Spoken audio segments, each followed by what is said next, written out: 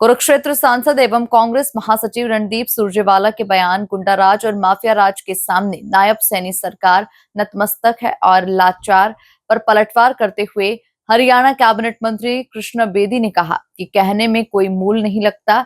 उन्होंने कहा पिछले 11 साल में सबसे मजबूत कानून व्यवस्था हरियाणा में है।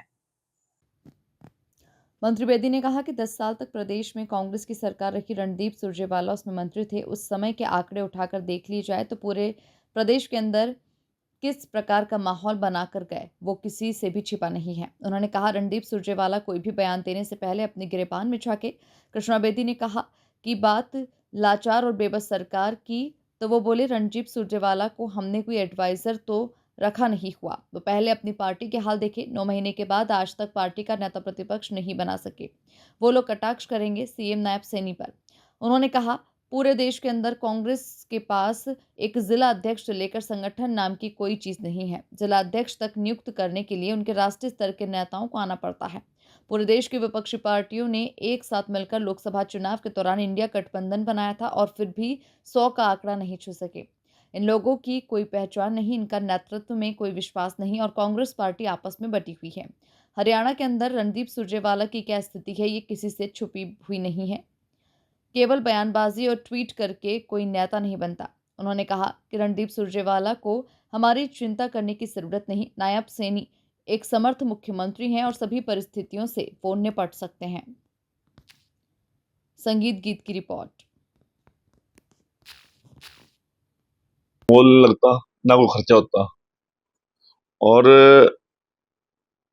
मैं आपके माध्यम से बताना चाहता हूं कि पिछले 11 साल में लॉ एंड ऑर्डर की सबसे मजबूत स्थिति यदि है तो हरियाणा की। यदि जब ये 10 साल सत्ता में रहे, हुड्डा जी के नेतृत्व में ये मंत्रिमंडल में थे, उस समय का आंकड़ा उठा कर देखिए और किस प्रकार का ये माहौल पैदा करके गए पूरे प्रदेश के अंदर, वो भी आपसे कुछ छुपी हुई बात नहीं है। रणदीप सुरजेवाला जी को कोई भी बयान देने से पहले अपने गिरबान में झांक लेना चाहिए। और रही लाचार और बेबस सरकार की, तो इसकी हमें कोई एडवाइजर तो हमने रणदीप सुरजेवाला जी को रख नहीं रखा। वो पहले अपनी पार्टी की हालत तो देख ले। 9 महीने के बाद आज तक नेता प्रतिपक्ष नहीं बना सके। वो कटाक्ष करेंगे नायब सिंह सैनी पे। पूरे देश के अंदर कोई एक जिलाध्यक्ष उनके पास है नहीं, संगठन नाम की चीज नहीं है और जिलाध्यक्ष नियुक्त करने के लिए भी उनके राष्ट्रीय नेता को आना पड़ता है। और पूरी देश की सारी विपक्षी पार्टियों को जोड़ के उन्होंने पिछले लोकसभा चुनाव के अंदर क्या बनाया था, यूपीआई क्या इंडी गठबंधन। इंडी गठबंधन बनाने के बावजूद भी 100 का आंकड़ा नहीं छू सके। कहीं पे कोई इनकी मुक्कत नहीं है, कोई पहचान नहीं है, कोई इनका नेतृत्व के ऊपर इनका विश्वास नहीं कर रहा। खुद कांग्रेस पार्टी आपस में जुत्तों में बटी हुई है और हरियाणा के अंदर रणदीप सुरजेवाला की क्या पोजीशन है ये भी किसी छुपी हुई बात नहीं है। केवल ट्वीट करके और केवल बयानबाजी करके ही कोई नेता नहीं बनता।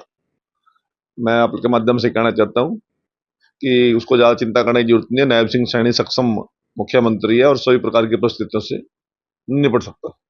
एक सीट पर आज भी माननीय मुख्यमंत्री नायब सिंह सैनी जी वहां पर गए हैं और हमारी पार्टी वहां पर अपने बलबूते पर चुनाव लड़ रही है और रिजल्ट अच्छे आएंगे। रिजल्ट आने के बाद पूछेंगे ना विकास हुआ, विकास तो दिल्ली में भी किया था, हुआ क्या?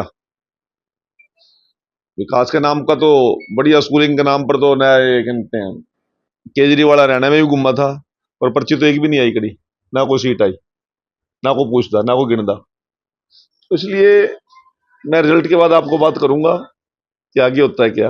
मुस्कुराहट बड़ी है।